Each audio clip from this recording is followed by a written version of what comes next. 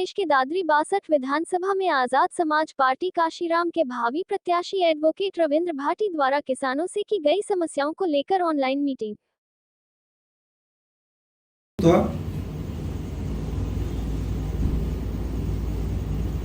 Network issue की वजह से लाइव में कुछ डिस्टरबेंस था, तो कुछ साथी जुड़ जाएं। एक बहुत महत्वपूर्ण विषय है, जिला गौतम बुद्ध नगर। सबसे पहले तो मैं धरतीपुत्र पूरे देश का पेट भरने वाले अन्नदाता किसान भाइयों को नमस्कार करता हूँ, सलूट करता हूँ, नमन करता हूँ, वंदन करता हूँ। जो दिल्ली के चारों तरफ सीमाओं पर बैठकर 3 कृषि का जो काले कानून है उनके विरोध में पिछले 6-7 महीनों से धरना दे रहे हैं। और सलूट और वंदन और नमन करता हूँ मैं ग्रेटर नोएडा और नोएडा अथॉरिटी पर।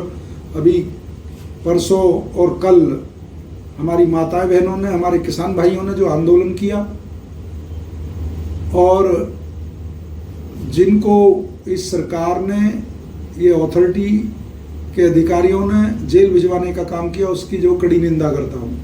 किसान भाइयों को जिन्होंने अपने जीवन की परवाह ना करते हुए कोरोना जैसी महामारी में भी देश के लिए अन्न उगाने का काम किया, लेकिन चाहे कोई एमपी हो, एमएलए हो, चाहे सरकार है, जितने नेता हैं, सबके बातों में जब सरकार आती है एजेंडे में किसान होता है।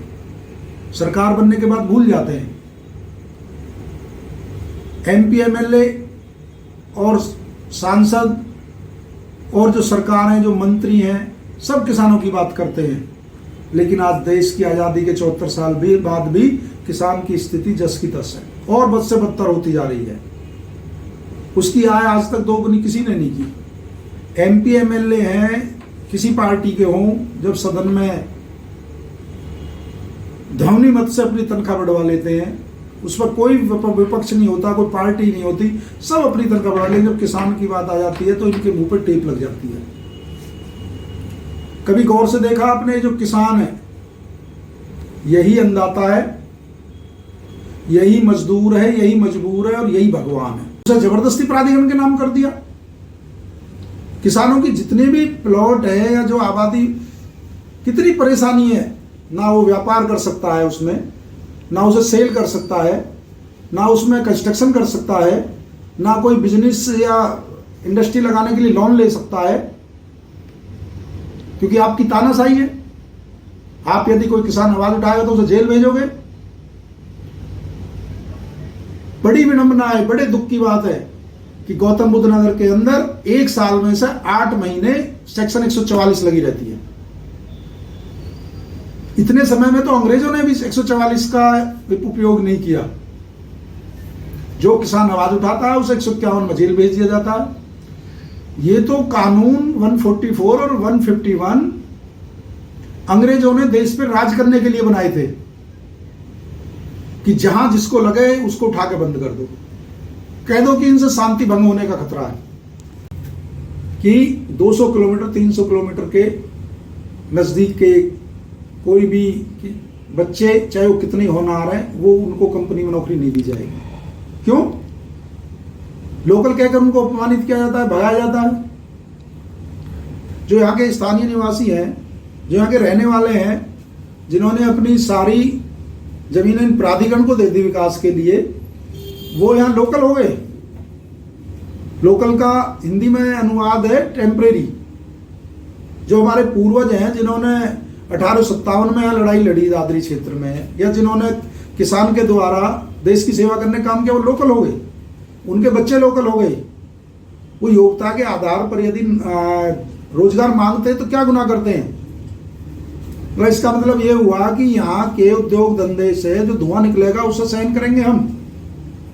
जो यहाँ की फैक्ट्रियों से दूषित वायु निकलेगी उसे सहन करेंगे हम। उनसे जो निकलने वाला दूषित जल है, जो नीचे हार्वेस्टिंग के द्वारा कंपनियों से जमीन में जाता है, उस दूषित पानी को पिएंगे हम। और जब रोजगार की बात आएगी तो रोजगार के लिए लोकल कहकर कंपनियों से भगा दिया जाता है। तो वो अपने जनप्रतिनिधि के पास जाते हैं।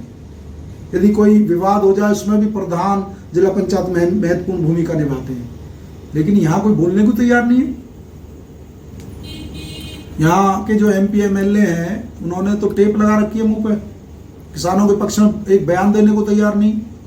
आज 45 साल के नोएडा के और 30 साल ग्रेटर नोएडा के बाद यहाँ के जो विधायक या MP हैं, जो MLA हैं, किसान की एक समस्या का समाधान कराया?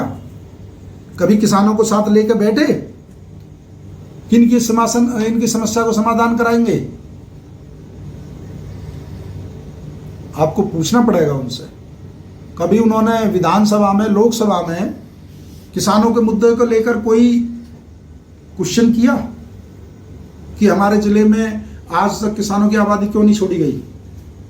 आजाद समाज पार्टी के राष्ट्रीय अध्यक्ष एडवोकेट चंद्रशेखर आजाद जी के नेतृत्व में इस प्राधिकरण पर ताला लगाने का काम किया जाएगा।